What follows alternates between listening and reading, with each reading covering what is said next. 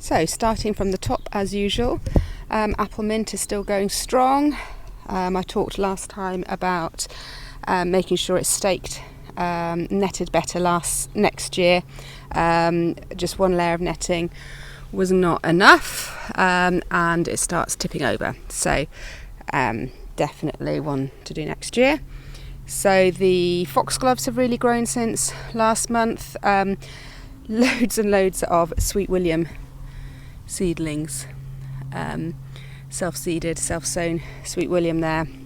So sadly my cornflower had dreadful black fly, so I managed to get a few stems out of it, but that all needs to get pulled out and dispensed with. Believe it or not, there is some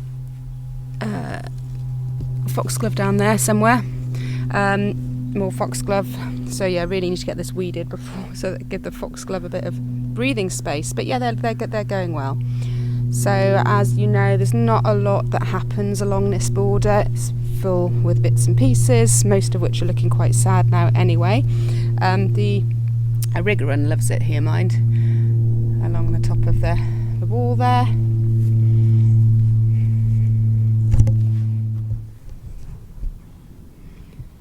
Okay, so quite a lot has changed.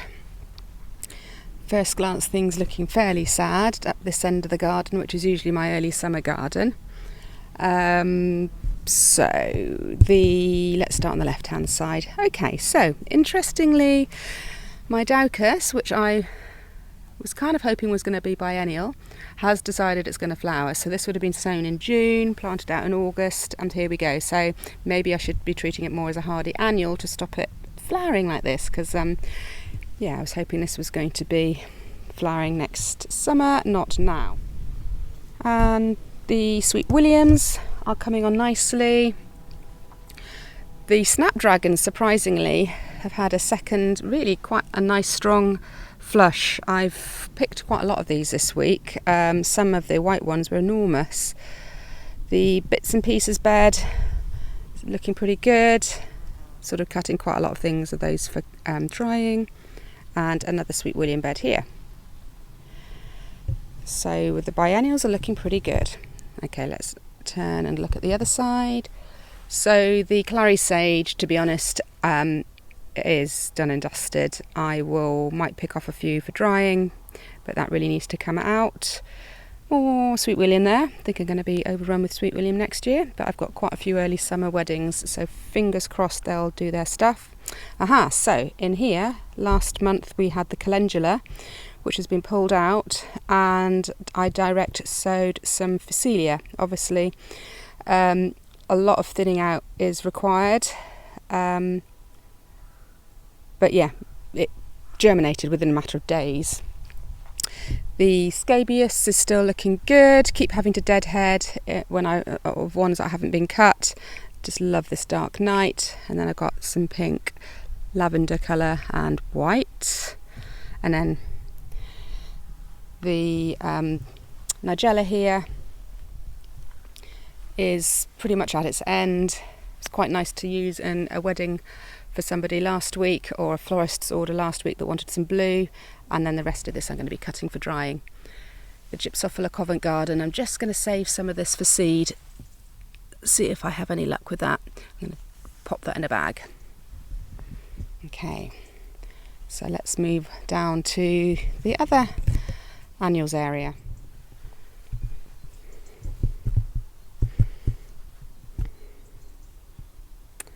Let's start on the left.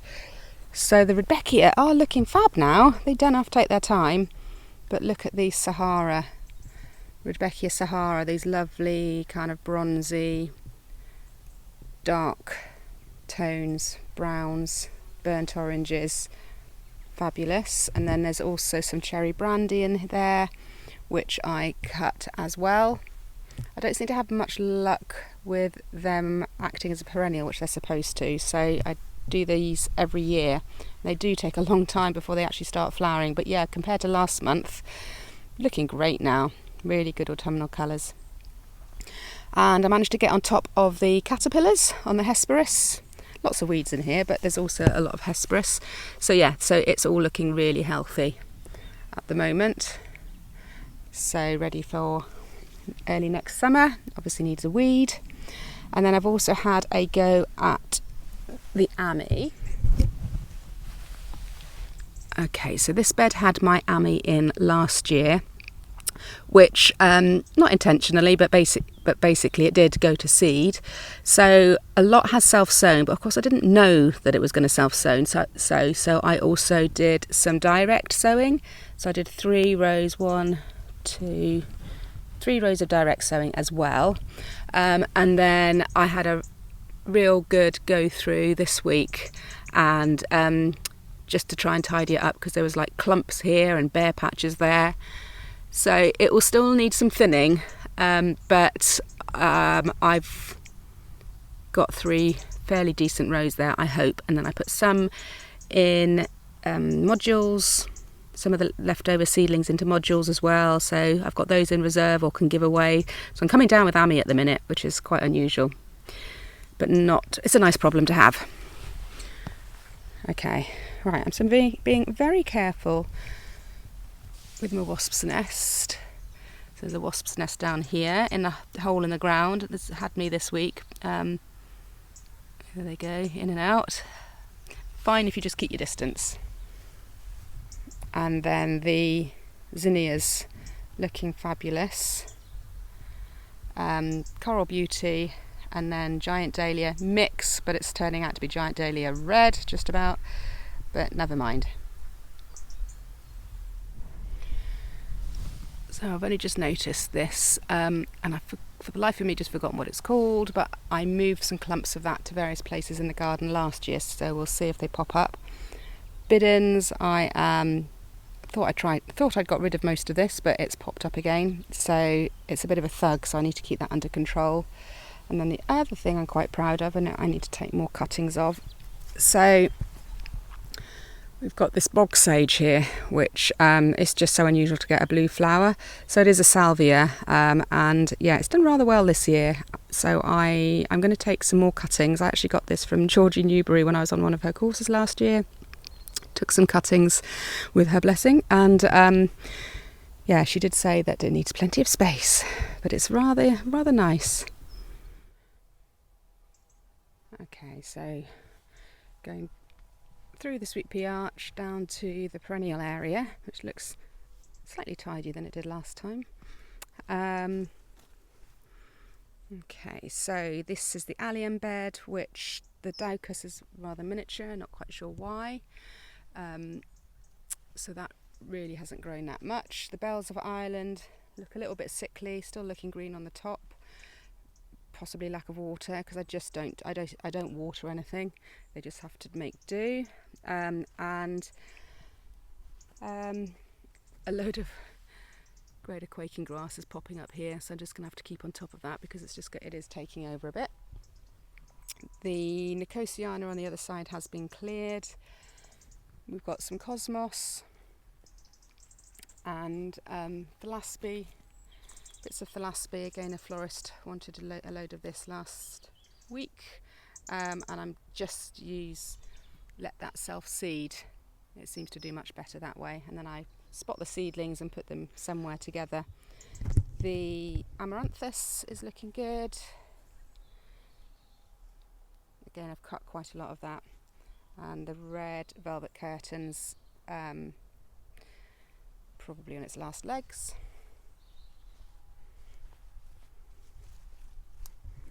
And we've also cleared the other bed of Nicotiana.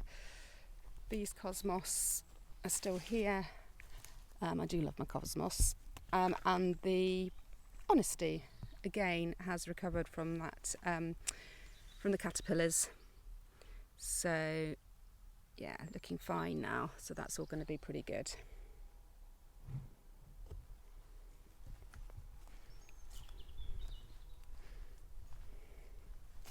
More raspberries, which I haven't really been picking. Okay, yeah, looking pretty sad down here.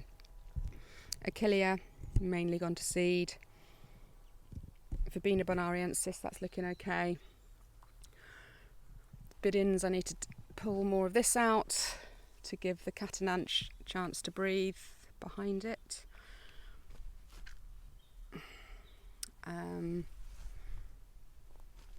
Sedum is really colouring up very nicely, looking quite a strong colour now. Go back up here and look on the other side. Some more Thalaspi, Euphorbia oblongata, the Echinacea. Everything's looking so autumnal. A bit of a second flush of the Gypsophila paniculata, could still use that.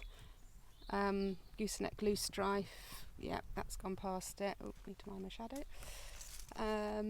Oh yeah, so this is my patch of Panic and Frosted Explosion, which is amazing. Quite late flowering, but it is really good. And yeah, just a load of tidying up required around here. Let's have a little look in the greenhouse. So I've got a few things here. So some more Sweet William that need potting up, or probably give those away actually at my October corms and bulbs workshop.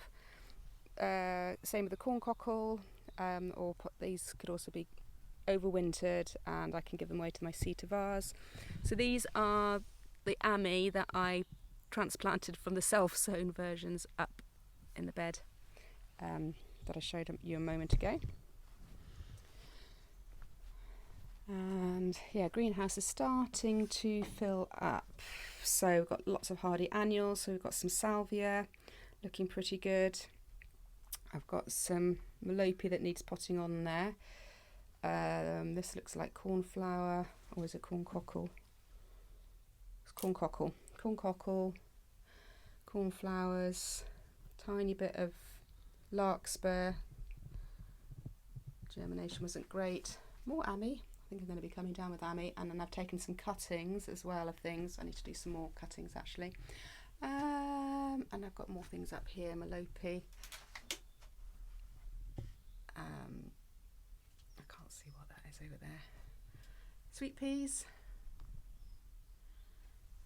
And oh yeah, I think this is the Cynoglossum. I was guessing it was Cynoglossum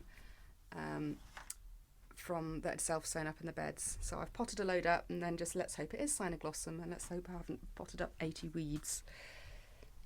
Okay, time to have a look at the Dahlia patch.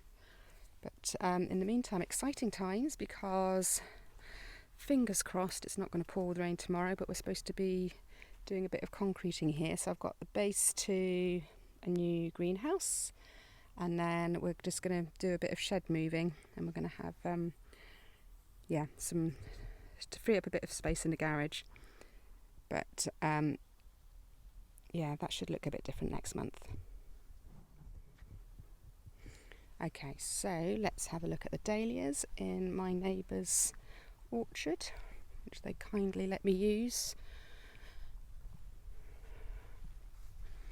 So again, I have cut hundreds of stems this week, and I should be drying some more as well, but I don't find them very easy to dry myself. Still looking pretty good. There's going to be a pick your own next Sunday.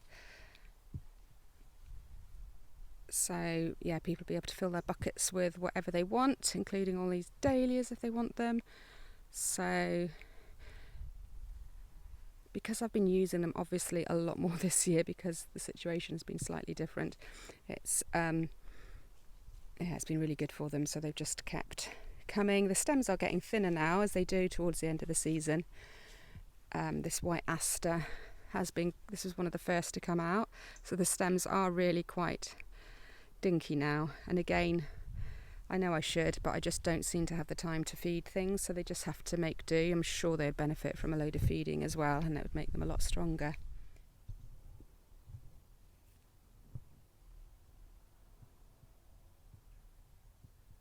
Just scanning around the dahlia patch, and then I'll talk you down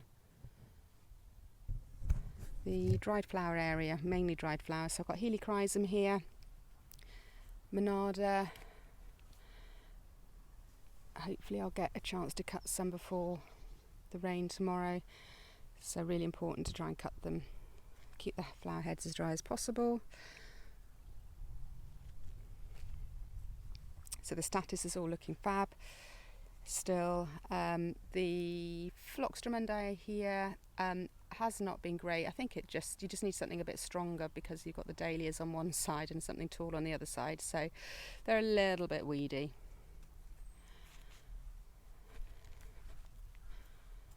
Oh yeah, the acroclinium I think it's called. Must come down and cut some of those as well.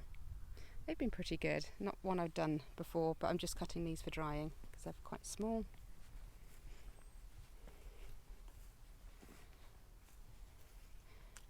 And the sunflowers. Again, I've been cutting quite a lot of them. So they're still looking pretty good. And the new hybrids ones seem to be turning a bit more yellowy rather than orangey now. But quite interesting. Nice colours. And then another little patch of cosmos, which again I think struggles with, we've got the hedge on one side. Still lots of buds on it. But if it doesn't get a move on, it's going to get bashed by the winds and things. So there we have it, the end of September garden tour. So there we have it, the end of September garden tour. Still lots of flowers, particularly dahlias, but it's certainly coming towards the end of the season. It's going to feel completely different, I think, next week. So we're going to go from mid-20s down to mid-teens, I think. So yeah, next month will be interesting. In the meantime, thank you for watching, and thanks for following me.